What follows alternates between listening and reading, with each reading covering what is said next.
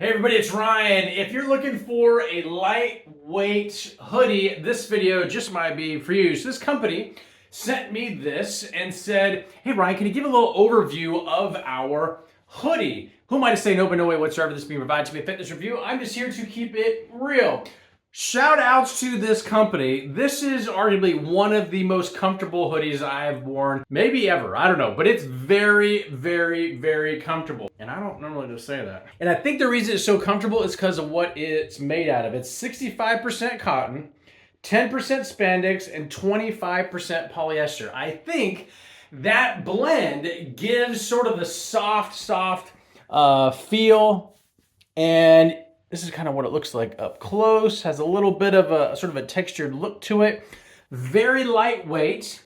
In this example, there is no undershirt, so it's almost like thin enough, but it breathes really good, but it doesn't feel too thin. But it's very light, feels like a good fit, but it doesn't feel like you're not wearing anything. So there's a little warmth aspect to it. From the sizing chart, this is spot on. So from an example standpoint, if somebody was wearing an extra large, this is what an extra large would look like.